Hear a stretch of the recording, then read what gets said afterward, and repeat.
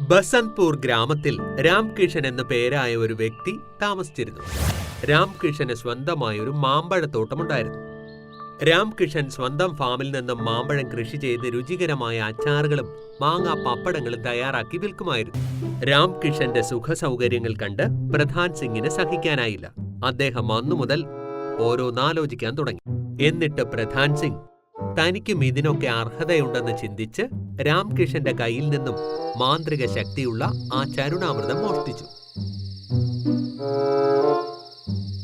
അന്ന് രാത്രി പ്രധാൻ സിംഗ് ആരും അറിയാതെ രാംകിഷന്റെ തോട്ടത്തിലെത്തി. അവിടെ നിന്ന് ഒരു മാങ്ങാ മരത്തിൽ ചരണാമൃതം തളിച്ചു. മാങ്ങ വലുതാകാൻ തുടങ്ങി. അതൊരു വലിയ മാങ്ങയാവാനും തുടങ്ങി. അപ്പോൾ പ്രധാൻ സിംഗ് ആലോചിച്ചു, ഇത്രയും വലിയ മാങ്ങ രാംകിഷന്റെ കയ്യിലുണ്ടായിരുന്നതല്ലേ, ഞാൻ അതിലും വലിയ മാങ്ങ ഉണ്ടാക്കും, എന്നിട്ട് കൂടുതൽ പണം സമ്പാദിക്കും.